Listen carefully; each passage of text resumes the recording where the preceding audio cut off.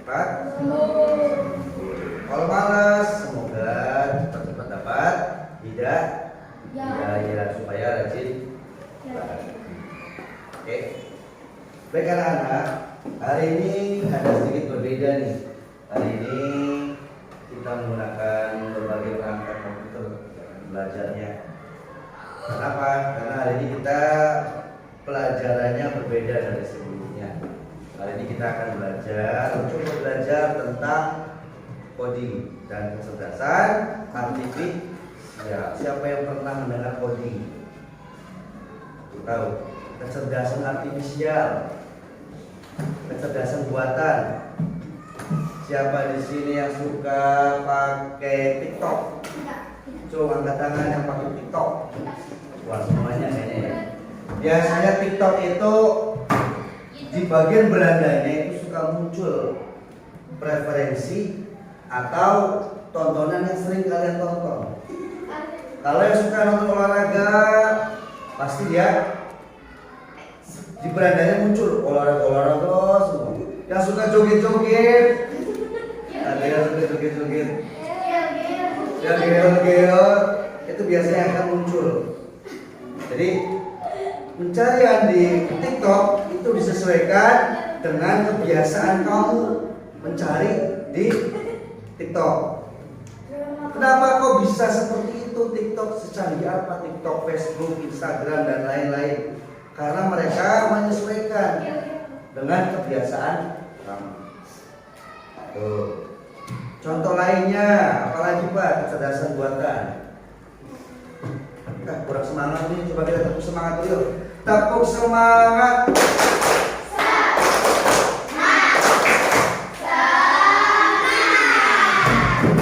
Oke. Tepuk 1, tepuk 2, tepuk 3. Ada suaranya mana suara? Tepuk 1. Ulangi, tepuk 1, tepuk 2, tepuk 3. Tepuk 3 apa? Nah, tepuk 4, tepuk 5. Oke. Nah, baik anak-anak. Pembelajaran kita hari ini itu berkaitan dengan kecerdasan artifisial, kecerdasan buatan. Kecerdasan bisa dibuat ya. Kecerdasan itu bisa dibuat, tapi tidak secerdas manusia. Manusia pasti lebih cerdas. Contoh lagi apa ya kecerdasan buatan tuh? Ada yang tahu tidak? AI itu kecerdasan buatan. AI itu artinya kecerdasan buatan. Siapa yang pernah dengar kata AI? Tadi Kak Tifa, AI katanya. AI itu artificial intelligence, kecerdasan buatan. Apalagi ya, siapa yang pernah pakai Google Map? Mama Gojek, GrabFood pakai Google Map. Kau tahu itu ya? Kau tahu jalannya lagi macet ya? Kau tahu banyak hal gitu ya? Itu juga pakai kecerdasan buatan. Kira-kira kalau sampai ke tempat ini yang lebih cepat lewat mana itu pakai kecerdasan buatan. Lihat nih, Bapak buka YouTube ya. Kita Bapak buka YouTube. Ya, ini kita Bapak buka nih. Nah, ini Bapak buka YouTube. Ternyata ada lagu-lagu dan sebagainya pelajaran. Kenapa kok ketika Bapak buka YouTube yang keluar malah akhirnya lagu-lagu viral? Kenapa? Karena Bapak sering melakukan pencarian di sini. Lagu karaoke misalkan kan. Ya kan banyak banget ya lagunya. Nah.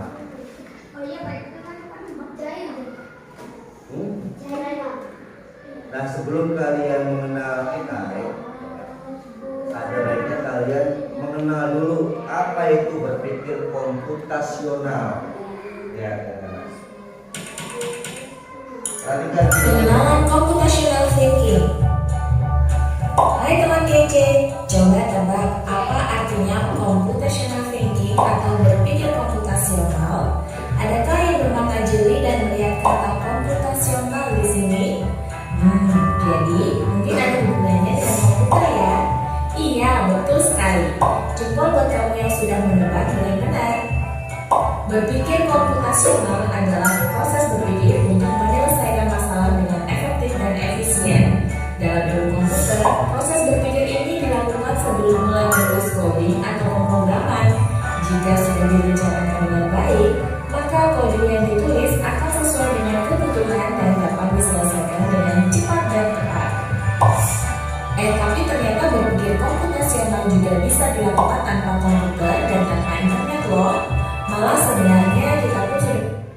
Jadi berpikir komputasional itu apa? Berpikir seperti komputer.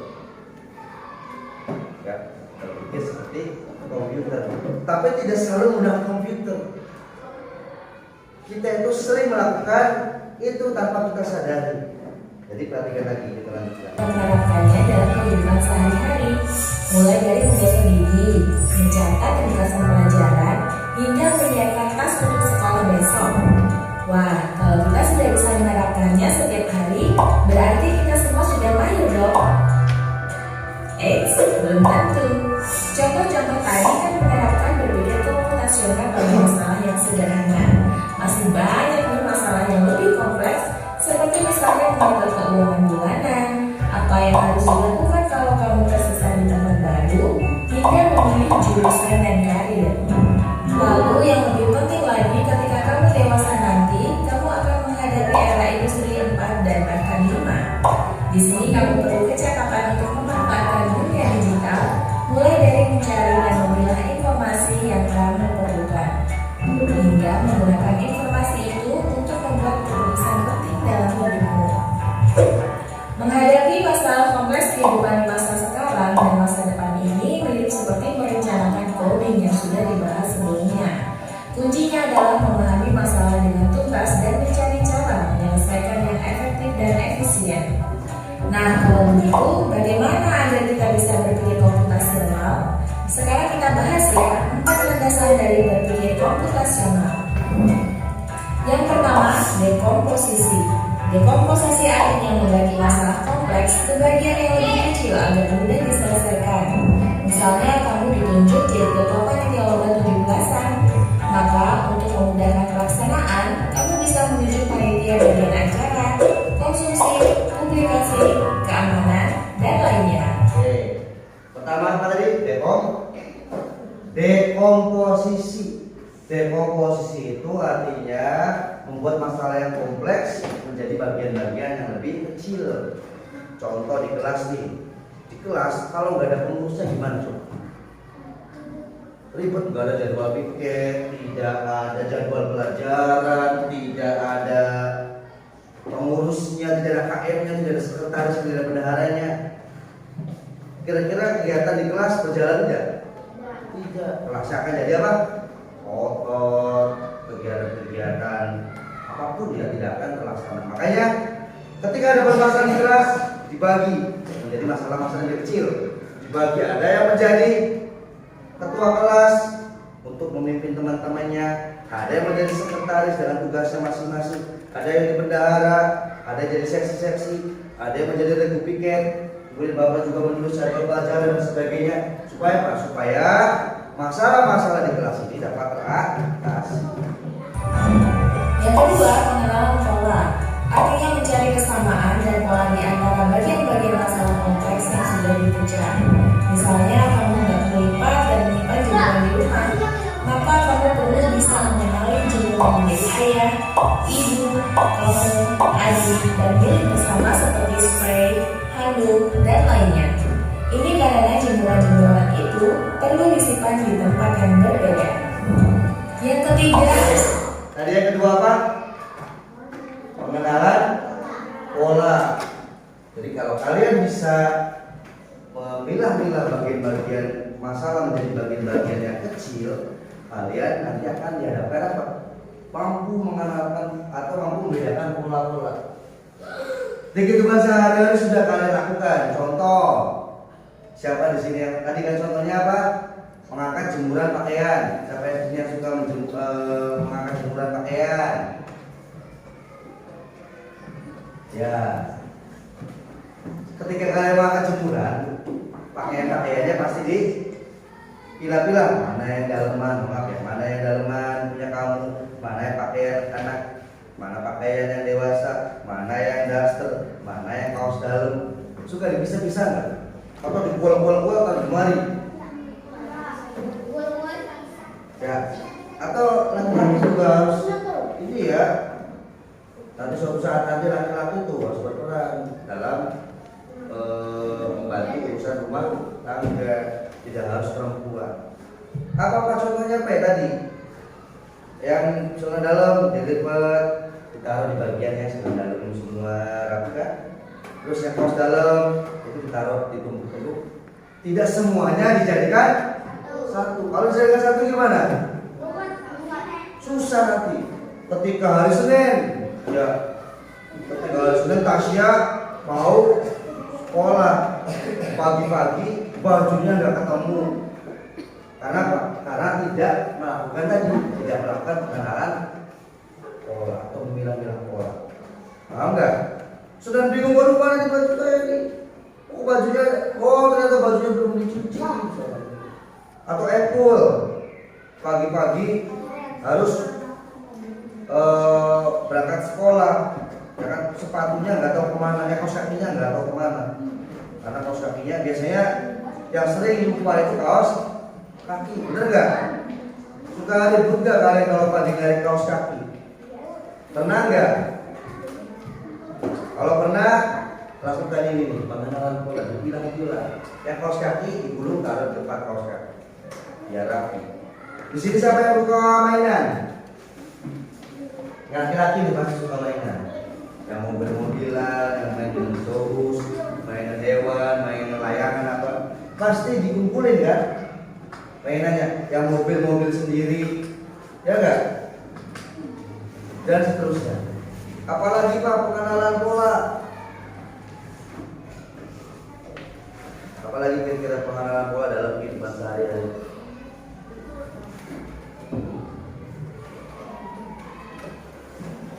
Apalagi pengenalan pola.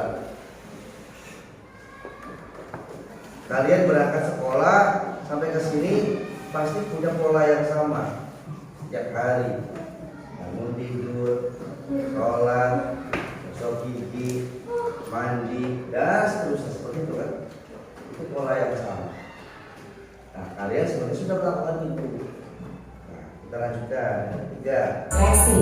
Artinya fokus pada informasi yang penting saja, mengabaikan detail yang tidak diperlukan. Misalnya kamu hendak menceritakan pengalamanmu berwisata ke luar kota. Tentunya kamu mengalami banyak hal dari mulai berangkat di bus, berfoto bersama, makan di restoran, menginap di hotel, hingga perjalanan pulang. Tapi nggak mungkin kan kamu ceritakan semua kejadian dengan detail pada teman-temanmu. Pasti mereka bosan kalau kelamaan. Jadi kamu harus menyaring beberapa kejadian yang menarik saja untuk diceritakan pada teman. Yang terakhir, tadi apa? Abstraksi, beratraksi ya. Abstraksi itu apa Pak? Abstraksi dari sekian banyak masalah, pilih masalah yang paling pentingnya saja. Ya, contoh dari pagi sampai sore kegiatannya apa aja coba nanti. Ceritakan dari pagi sampai malam, dari bangun tidur sampai tidur lagi kegiatannya apa aja.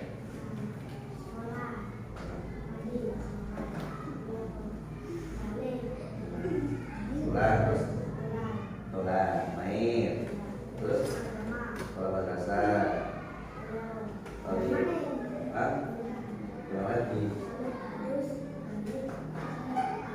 ngaji, terus HP. Kira-kira kepanjangan nggak? Panjangan. Kira-kira informasi pentingnya apa tadi yang ceritakan Azrul? Sekolah. Pagi saya sekolah, siang saya kalau biasanya kalau hari Senin sekolah madrasah. Kemudian apa? Ngaji. Kemudian saya mengaji, terus pulang ke rumah, terus tidur. Nah, ya kan? Coba kalau diceritakan dari saya bangun jam 5, kemudian saya mandi. Saya mandinya pakai sabun warna merah. Ya. Kemudian gosok gigi. Saya odolnya pakai Pepsodent. Ya. Gosok-gosok sampai beberapa menit. Kemudian habis itu saya mandi, keramasan. Sampai lama keramasan. Itu bosan enggak kayak gitu sudah? Bosan. Jadi abstraksi itu memilah kegiatannya yang penting-pentingnya saja. Paham enggak? Jadi ketika menghadapi atau berpikir konfrontasional, simpulkan kegiatannya apa. Contoh ketika upacara bendera, apa sih kegiatannya upacara bendera itu? Upacara bendera itu kegiatannya apa? Pengibaran bendera. Pak, tapi kan ada yang baris, ada yang ini, ada yang pentingnya aja. Yang pentingnya adalah pengibaran upacara pengibaran bendera merah. Oke, lanjut. Algoritma artinya membuat langkah-langkah penyelesaian atau membuat aturan yang diikuti untuk menyelesaikan masalah. Misalnya kamu diberi daftar belanja di supermarket oleh ibu, ada minyak goreng, telur, roti, sayur, dan kopi. Lalu kamu harus buru-buru karena ibu sudah mau memasak dengan minyak goreng itu. Nah, kalau seperti ini, satu cara yang efisien misalnya mulai dengan mengambil barang yang paling dekat dari pintu masuk hingga terakhir yang paling dekat dengan kasir. Nah, ini dia 4 landasan berpikir komputasional yang perlu diterapkan. Yang terakhir apa? Algoritma membuat langkah-langkah penyelesaian. Siapa di sini yang suka bikin mie? Ada yang suka mie kan? Bikin mie. Ya, kalau berpikir algoritma berarti apa? Mengikuti langkah-langkah. Langkah-langkah pertama apa? Masak air dulu. Masak air terus? Salah. Masak air sampai mendidih. Ini mie-nya nggak ada telurnya, mie biasa, mie biasa. Mie goreng ya, mie goreng. Atau mie rebus? Kayak mie goreng. Masak air sampai mendidih terus yang kedua? Masukkan bumbu dulu atau mie dulu? Mie dulu, masukkan mie. Terus? Ya. Bumbunya, kalau ini kan digoreng. Kalau digoreng biasanya bumbunya digiling. Berbeda kalau mie rebus. Kalau mie rebus bumbunya di mangkok atau langsung di panci. Ya, di tempatnya. Terus apa lagi? Setelah dikasih bumbu diaduk. Terus? Ya, itu berarti kalian sudah melakukan langkah-langkah. Ada lagi contohnya. Kalian disuruh orang tua pergi ke pasar. Kalian dapat belanjaan kayak tadi. Pasar itu kan luas sih, ya kan? Kira-kira ketika kamu pergi ke pasar, pilih makanan atau daftar yang ada di barang yang ada di daftar dulu. Pilih yang terdekat dulu atau terjauh dulu.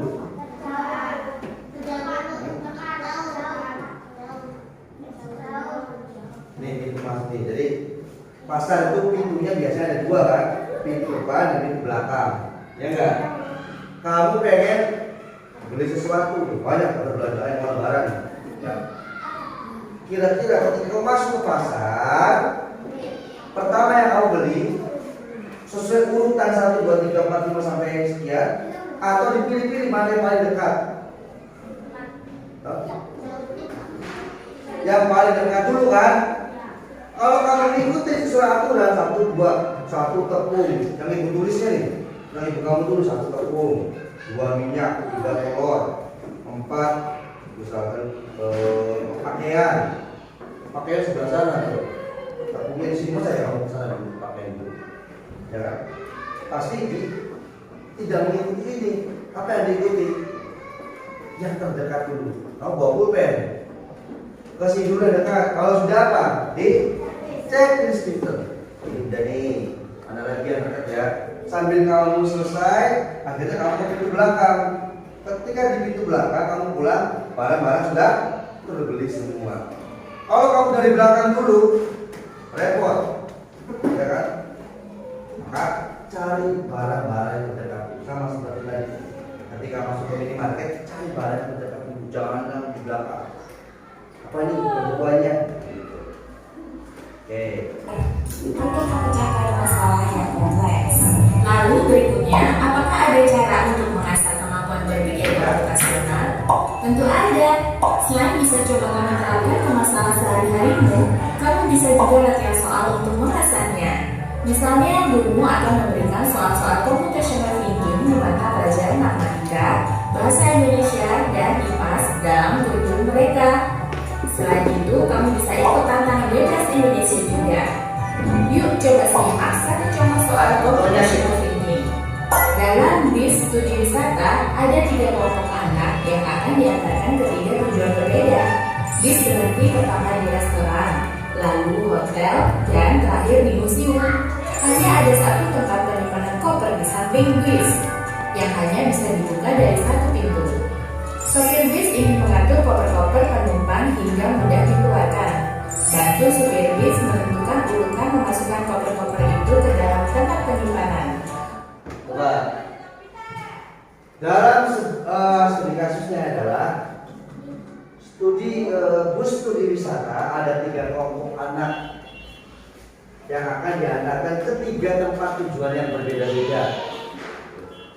Bus berhenti pertama di restoran, lalu hotel, dan terakhir di museum. Hanya ada 1 tempat penyimpanan koper di samping bus. Bus itu kan di bawah tuh kan, ada kopernya, yang hanya dibuka dari 1 pintu. Supir bus ingin ngatur koper-koper penumpang sehingga mudah dikeluarkan. Membantu Pak supir menentukan urutan masukkan koper-koper ke dalam tempat penyimpanan. Ada yang bisa jawab?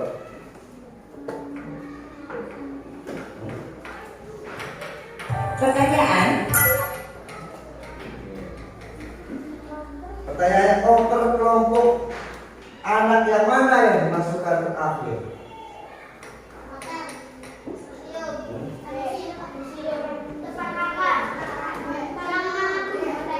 Apa? Koper kelompok anak mana yang dimasukkan? Ada berapa tempat? 3 kan? Pertama, hotel, restoran, dan museum. Kira-kira koper mana dulu yang dimasukkan? Urutannya apa tadi urutannya? Hotel, restoran, dan museum.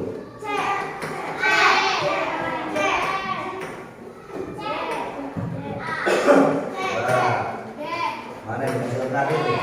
Koper kelompok anak yang mana yang dimasukkan terakhir? A.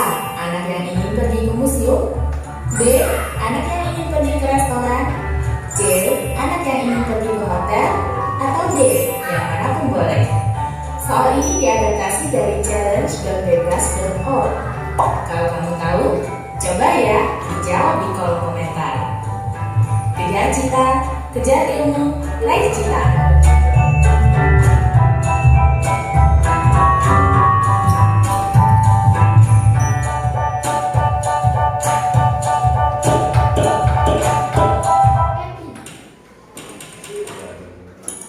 Pengenalan computational thinking. Kira-kira koper mana tadi? Pertama kan dari hotel dulu, habis dari hotel ke restoran, dan yang terakhir kira-kira koper mana yang paling terakhir? Kenapa?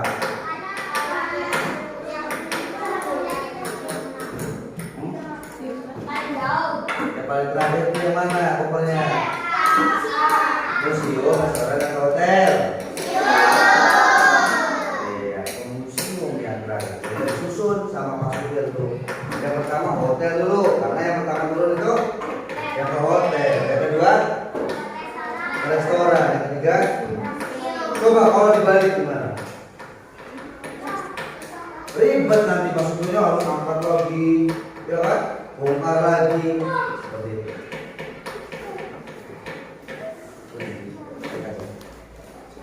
Sekarang jam berapa?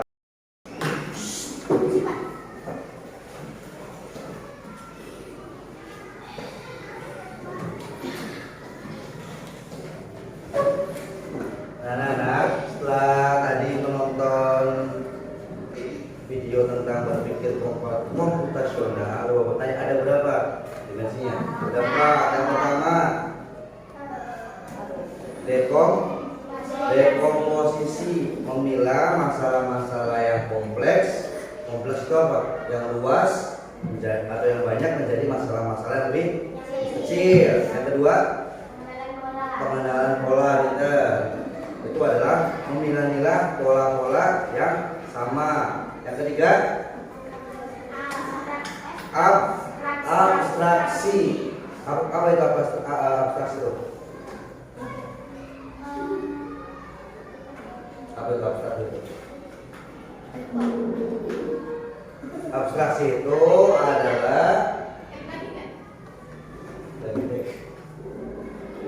Abstraksi itu adalah apa?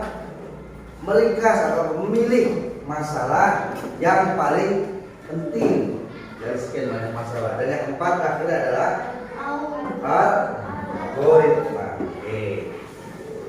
Hari ini Bapak akan memberikan video lagi tentang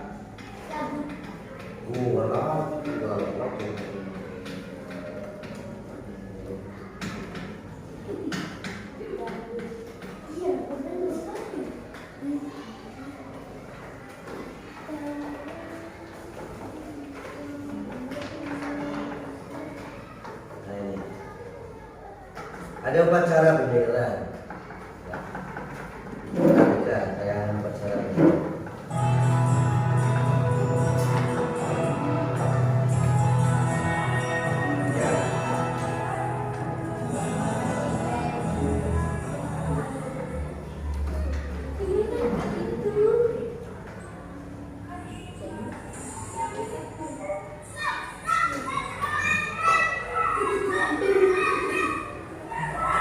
Keren gak tuh?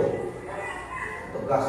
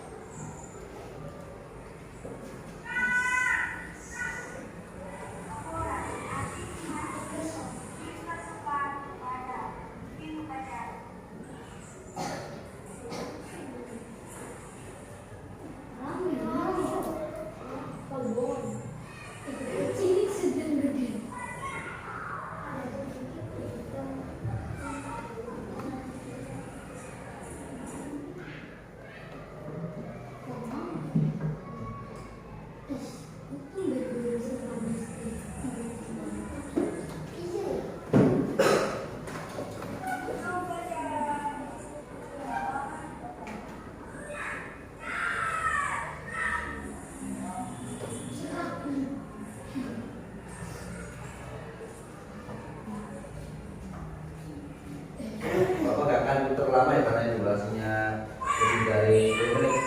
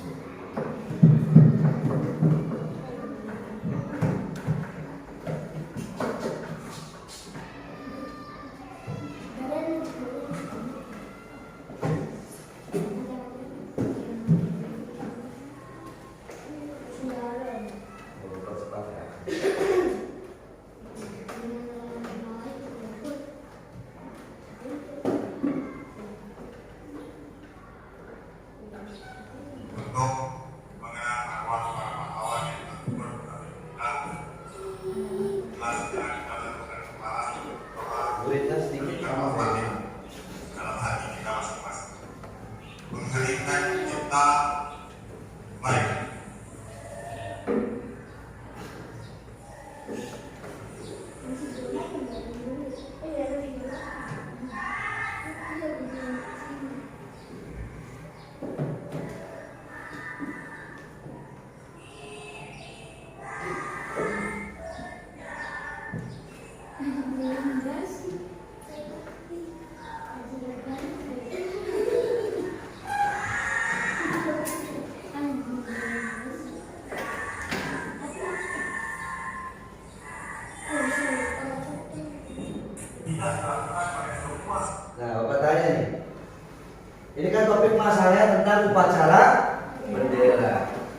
kira-kira garis sekian banyak upacara bendera dari awal sampai akhir, uraikan masalahnya menjadi permasalahan kecil. Ada apa aja di situ tuh? Ada pengibaran bendera, apalagi? Ada yang membaca Undang-Undang Dasar 1945, apalagi? Ada yang membaca doa, ada yang membawa teks Pancasila, terus apa lagi? Ada yang menjadi pembina upacara. Siapa biasa pembina upacaranya? Bapak Ibu guru. Terus apa lagi? Ada yang menjadi pemimpin upacara, ada yang menyanyi lagu Indonesia Raya, dan masih banyak lagi. Nah, itu adalah dekomposisi dari apa? Dari permasalahan upacara bendera. Permasalahan intinya apa? Sebenarnya upacara bendera, pengibaran bendera merah putih. Nah, tugas kalian anak-anak, Bapak sudah menyiapkan lembar kerja yang kalian isi. Nah, kalian tadi mengamati video sekilas beberapa menit. Duduk secara berkelompok. Ini udah 2, 3, 4, 5, 6. Nanti ini tuh 2, 3, 4, 1, 2, 3, 4 ya. Ini 4, dan 3, 4 ini sudah cukup. Tapi ini 2, 3, 4, 1, 2, 3 ya. Ini 4, 1, 2, dan nanti 4 ya. Farel, Angga, Dino, sama Saiful. Ini bermain 5 ya, Mas. Kelompoknya hah?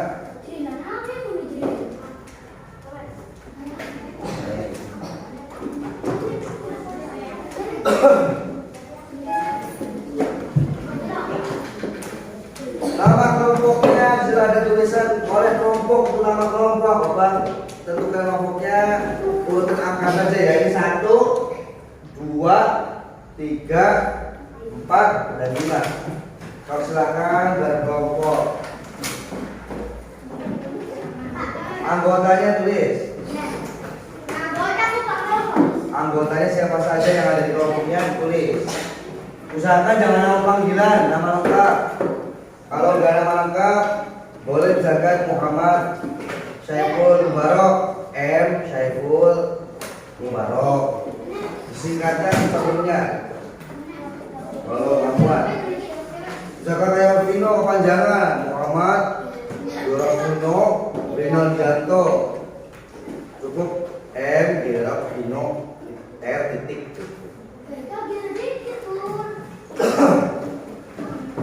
Tulis siapa yang jadi notulennya? Notulen itu yang menjadi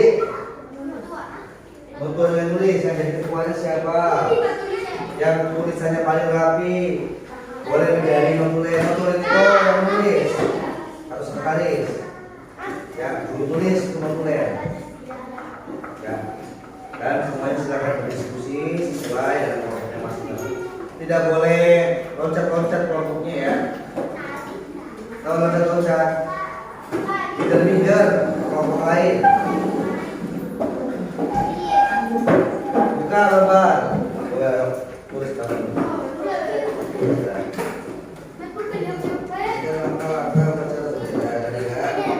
Jadi masalah kecil terdapat di dalam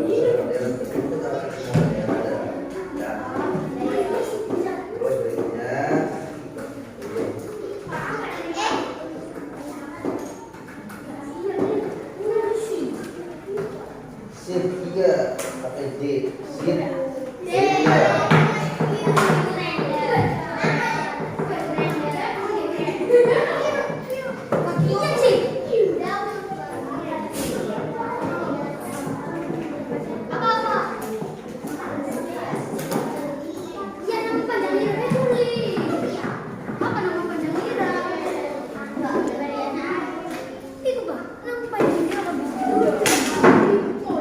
Tulis nama panjangnya. Iya. Ini masih on ya kameranya ya, jangan ini.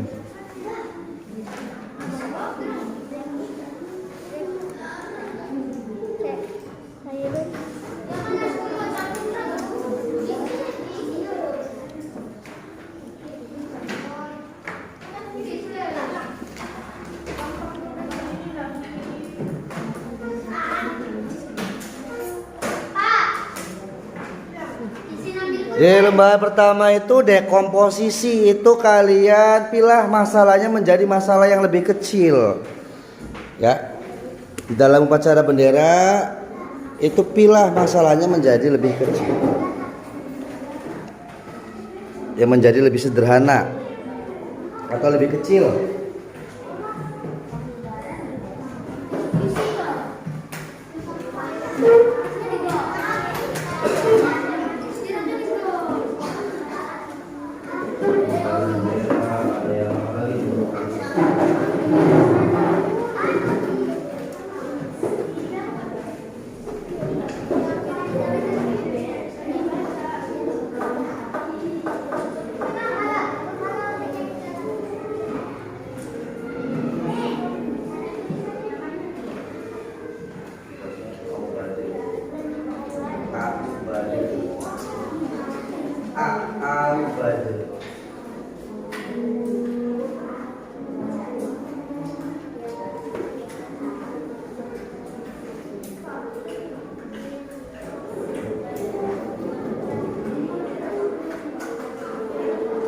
Ya, teman-teman habis saja itu Bapak nulis sampai 10 itu. Nulis sampai 10 itu bukan berarti ada 10 ya. Kalian menemukannya cuma 9 loh. Kalian menemukannya dengan 10 tulis 9. Kalau dengan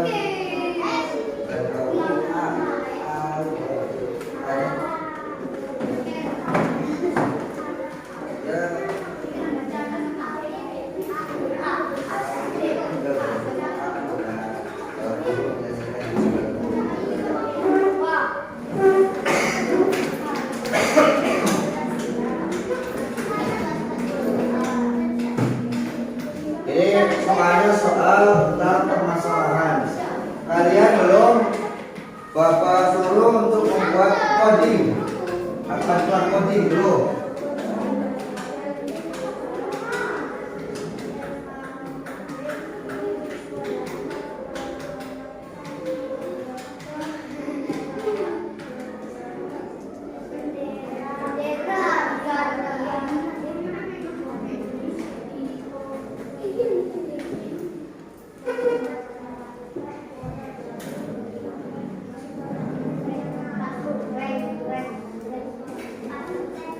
Pertemuan berikutnya nanti kita coba bikin atau Bapak akan berikan tugas tentang codingnya.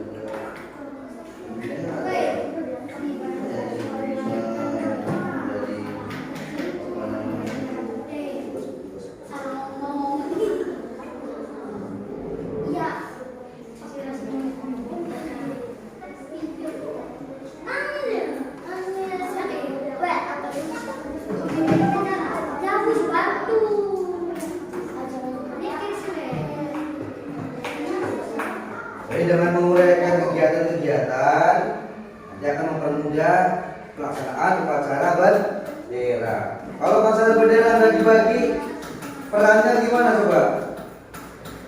Repot, berantakan nanti. Maka dari itu ada yang melibatkan bendera, ada yang menjadi pemimpinnya, ada yang menjadi membaca teks undang-undang dasar, ada yang membawa teks Pancasila dan sebagainya.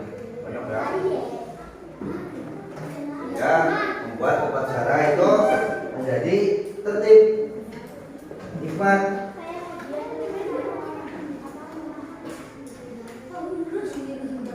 Ada nyanyi, bapak nyanyikan.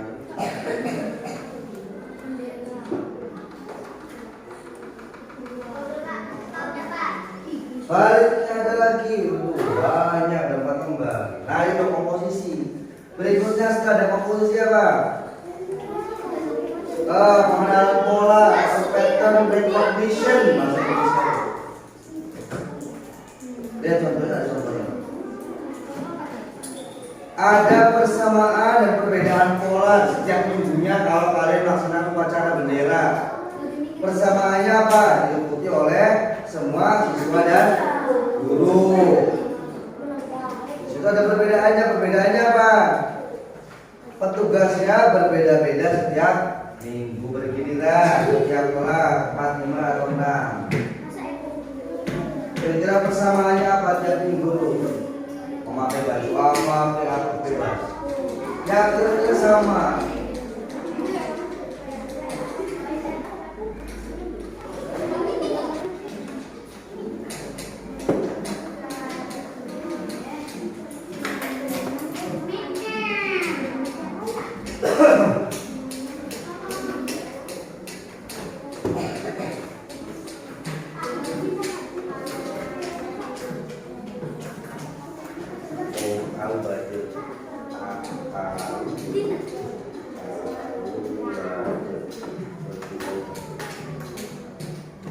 Itu belum baca nomor 1. Iya, Bang Abdul udah pada mikir. Ayo mikir, jangan sampai kalian tidak itu kan diselesaikan bersama-sama. Dalam puasa itu ada apa aja kegiatannya, tugasnya apa aja. Ada yang mengibarkan bendera merah putih, apalagi ada yang menjadi pembinanya, terus apalagi mereka sebanyak mungkin. Ada yang menjadi pembaca apa tuh, doa dan lain-lain. Pembina. Nah, untuk yang kedua, nah ini kan dia membaca di sini, pasti ada polanya, ada persamaannya. Persamaannya setiap minggu itu diikuti oleh semua siswa. Bener nggak? Sama nggak? Nah, coba lagi tuh setiap hari. Nah, coba lagi persamaannya. Nah, persamaannya. Wah, dan olahraga. Upacara bendera itu saya apa?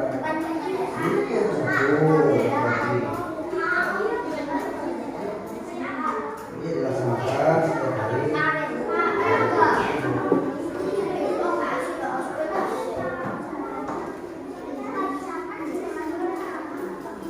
Ini perhatikan ya, Bapak tidak ngomong berkali-kali ya. Lembar 1 paham nggak? Lembar 2 paham nggak? Nah, sekarang ke lembar 3. Bagian C, kegiatan 2, pengenalan pola. Di situ ada persamaan dan perbedaan. Coba buka lembar berikutnya. Ya, diingat-ingat nih Bapak ngomong ya. Setiap hari Senin, ya kan? Kalian melaksanakan upacara bendera.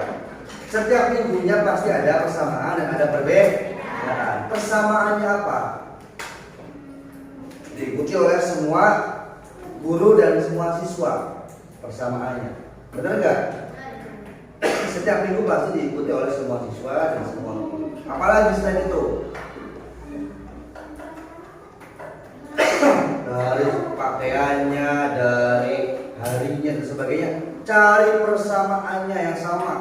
Oke, persamaannya. Terus yang kedua, cari perbedaannya. Pasti setiap Senin dan Senin berikutnya pasti ada bedanya. Apa Pak bedanya Pak? Tugasnya beda-beda, ya kan? Petugasnya berbeda-beda setiap minggu. Apalagi yang beda? Hah? Apalagi yang berbeda? Silakan dibuktikan.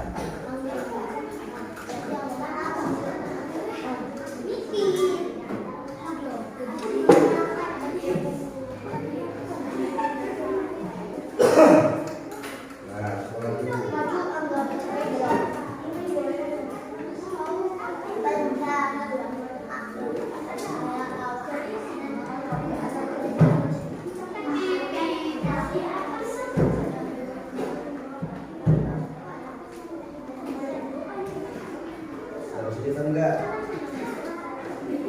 Kalau ada kesulitan, acungkan tangan. Mana?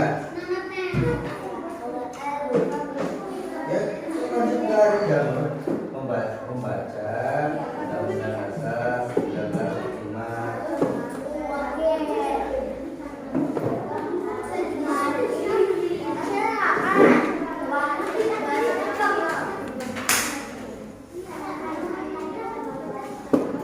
Ayo, jangan melamun saja. Dikerjakan. Cari pola yang sama setiap minggunya dan pola yang berbeda. Ya.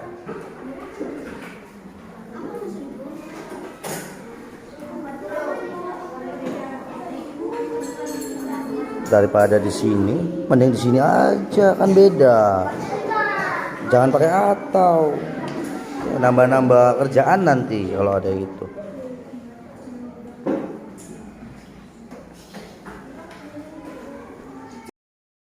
Ya.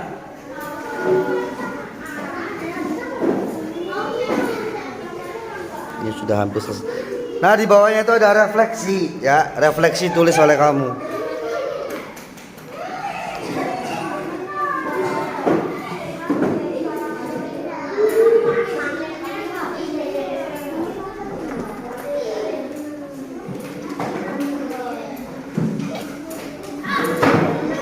Bapak teman-teman rompi. Kalau itu urutannya, tulis urutannya itu berarti algoritma. Algoritma itu mengurutkan langkah-langkah menjadi langkah-langkah yang konkret. Apa itu konkret? Langkah-langkah yang nyata.